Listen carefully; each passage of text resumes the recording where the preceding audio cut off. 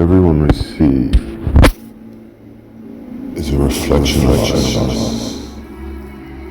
I bring you today something of interest to me. Something that occurred that makes me reevaluate the situation. Makes me understand why the events occurred.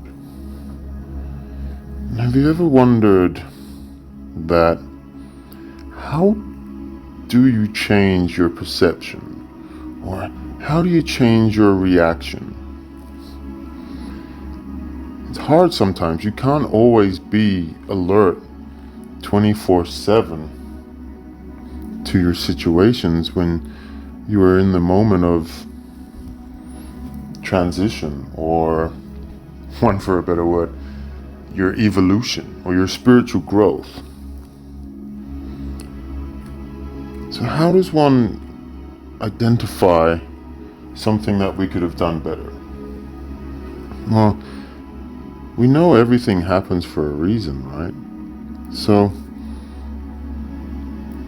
I want to indulge you with one of my experiences today. And this experience was rather interesting because it's only until now, when I actually took a step back out of it, could I have changed how I reacted. So the situation is rather simple. We have an air conditioning unit that failed. You see, I tried to replace a part, and I replaced it successfully. But then something went wrong with the main unit. So we tried and we couldn't fix it. But I kinda knew it was just a fuse. But it wasn't my area of expertise, so I called in an expert, giving them the full trust and confidence. So they came round, they had a look, they did some testing, they took the piece away, they tested it outside, came back and said it was faulty. It couldn't be fixed, you needed a new one. So I wasn't buying that. I kinda knew that the power went out and tripped the fuse, and I think a little bit of my ego mind came into it because I told them that that was not the case. The board was not faulty and that they should replace the fuse. The technician that was on site, he wasn't the most knowledgeable. Maybe it wasn't his field. Maybe he was just playing a role. You see, I reacted in a way where, not that I knew I was right, but a reaction where it would on the outside look like I took it out on him. Oh, they were trying to charge the money that they were off site for. They tried to take it to the supplier who wanted a new part. The supplier said it was faulty, but yet the supplier didn't test it. They plugged it in and realized it had no power, and then just went, they need a new board. You know, and it takes me back to the days where repairmen and women would actually repair things and test them electronically and find the part that was faulty. But you see, this part costs $800 brand new. You see,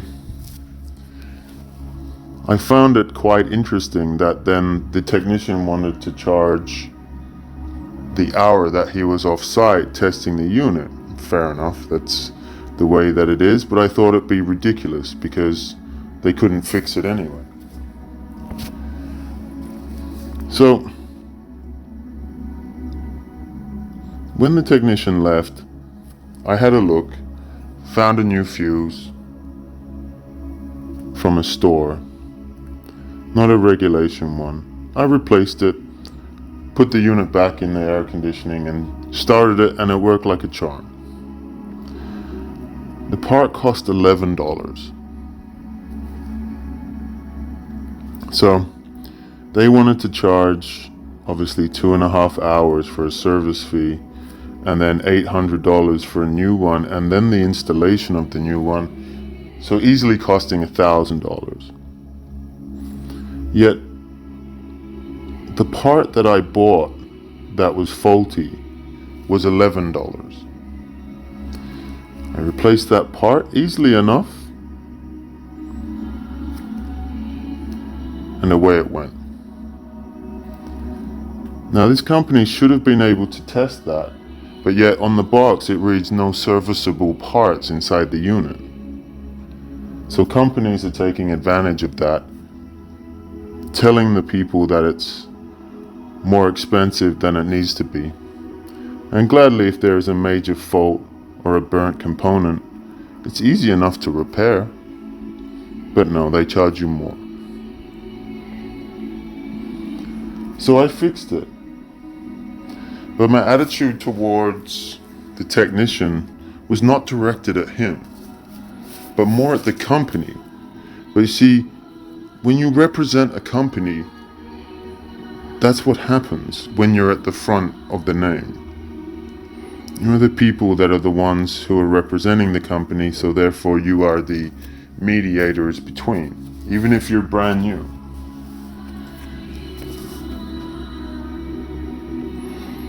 But I look at it and I think, there's somewhere here that I've forgotten to learn.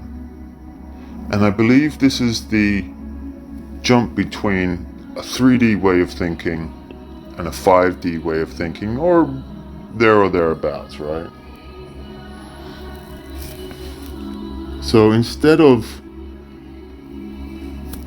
arguing the point, not questioning the technician, but disapproving of the answers that he's coming back with, and showing him in a way that is more egotistical. It was factual, it was correct, and I suppose that's how I've always acted. That when I'm correct, and I know I'm correct, I will fight for what I believe in. And I'll fight for the justices that it therefore brings.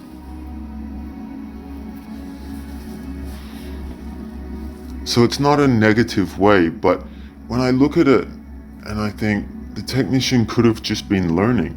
Maybe he was there only 3 weeks or a month.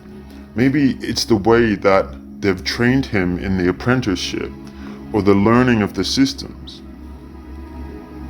And they've told him, don't service it, just replace it. And that's in the testing. If there's a problem with the board and it has no power, replace it with brand new.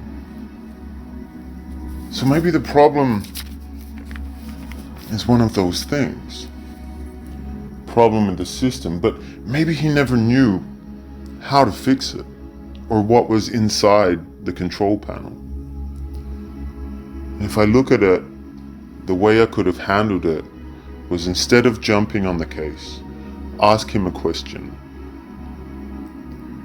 Teach him if he's willing to learn. And take a step and look at the situation and say, good sir, do you know what is inside that box? Have you seen it before? And if the answer is yes, then you can follow up the question with, well then, do you know that there is a problem with this particular element, a fuse that can be replaced? And if they say no, then you can question and say, well, how come you know the inside but you don't know that? Would you like to see it? Would you like to learn and grow? And if the answer is yes, then you teach them and you say, well, this is what's inside the box. I studied electronics as a child in school, so I know for a fact that the power will not get past the fuse. Forgive me, I keep using my story, but... And then he might have gone, oh, that's interesting. I have one of them. Or maybe there's nothing he can do because that is exactly the way that the company has trained them. Maybe that's the indoctrination of big businesses to forego the time and effort it takes to replace a part when it's easier to just buy it brand new. And it's more beneficial to the company. But my handling to the individual could have been done in a teaching manner. For if he had no idea what was inside that control panel, then show him. I open it up and show him what's inside. And I did that, but I did it in such a fashion where it looked as if I was trying to be the aggressor. I didn't do it out of love or compassion or empathy. I did it out of knowledge. And we can all be in a situation where the knowledge doesn't make us aggressive, but it makes us more powerful, more controlling, more dominant on the top of the situation. Because you know for a fact that you are right. Or you know for a fact that what they're saying is wrong. And that's okay. Maybe it's the information that has been fed through them. So they don't know any different. So even though my aggressive nature today was on the company, not on the individual, I missed an opportunity to teach and to train someone. But I also learned for myself about my reactions and my emotions in the current evolution of spirituality. And this is what growth is about. This is what understanding your emotions is about. We forget we live in this reality, and for eons we have been controlled and manipulated to respond a certain way. Do I forgive myself? Yes, I do. Do I forgive him and the company? Yes, I do. But I also thank them with love for teaching me about a life lesson today.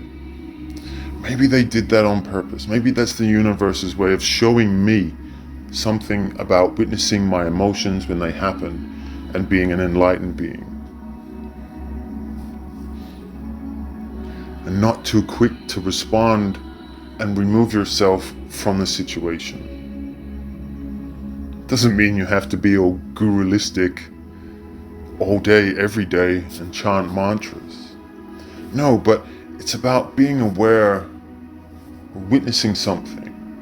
And as I witnessed this technician, I knew he didn't know a lot. And I saw that. And I think instead of being in teaching mode or guiding mode, I saw it as an opportunity of weakness. And that's not a disrespect to me, but that's about that negative energy. Maybe a way of me venting a little bit. I don't know.